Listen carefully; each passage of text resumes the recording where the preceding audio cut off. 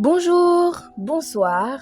Nous vous saluons au nom précieux de notre Seigneur et Sauveur Jésus-Christ et vous souhaitons la bienvenue sur Jésus-Christ, le seul dominateur, une autre chaîne d'évangélisation. N'oubliez pas de vous abonner, d'aimer et de partager pour que l'évangile aille le plus loin possible. Vous êtes actuellement à l'écoute de la méditation du jour et aujourd'hui notre méditation a pour titre « Faire les bonnes œuvres pour Dieu ». Faire les bonnes œuvres pour Dieu. Ésaïe chapitre 61 au verset 3 nous dit « Afin qu'on les appelle des térébintes de la justice, une plantation de l'Éternel pour servir à sa gloire. » Ésaïe 61, 3. Le térébinthe est un arbre, un pistachier qui donne une résine très aromatique. Nous sommes cet arbre, appelé à porter la vie et à libérer un parfum, celui du ciel. Rappelons-nous que nous avons une mission sur cette terre. Le livre des Éphésiens, chapitre 2, versets 8 à 10, nous dit ceci. En effet, c'est par la grâce que vous êtes sauvés, par le moyen de la foi, et cela ne vient pas de vous, c'est le don de Dieu. Nous sommes son ouvrage, ayant été créés en Jésus-Christ pour de bonnes œuvres que Dieu a préparées d'avance, afin que nous les pratiquions.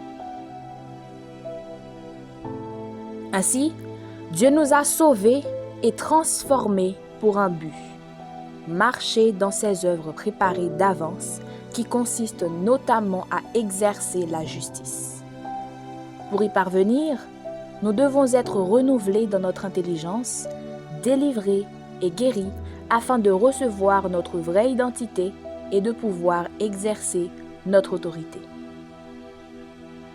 C'est en tant que fils et fille du roi, et dans nos moments d'intimité avec Jésus, que nous recevrons les stratégies pour établir la justice.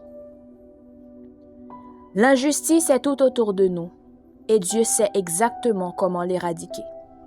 Il a choisi ses enfants, le corps de Christ, pour le faire, et il compte sur nous. Il s'agit d'amener le pardon là où il y a l'amertume, la droiture là où il y a de la tricherie et des compromis, la vérité là où il y a le mensonge, l'honneur là où il y a de la critique et de la médisance, etc. Le mandat que Dieu nous donne est souvent lié à notre témoignage. Toutes les épreuves que nous avons traversées ne sont pas vaines, car Dieu veut faire de notre misère un ministère ou notre ministère. Alors, aujourd'hui, posons-nous les bonnes questions. Quel est mon mandat? Quelle est la pierre que je peux ajouter à l'édifice? Quel est le territoire que Dieu me confie pour exercer la justice? Aujourd'hui, notre verset à mémoriser se situe dans Hébreux, chapitre 13, au verset 16. Hébreux 13, verset 16. Et n'oubliez pas la bienfaisance et la libéralité, car c'est à de tels sacrifices que Dieu prend plaisir. Hébreux 13, verset 16. Hébreux 13, verset 16.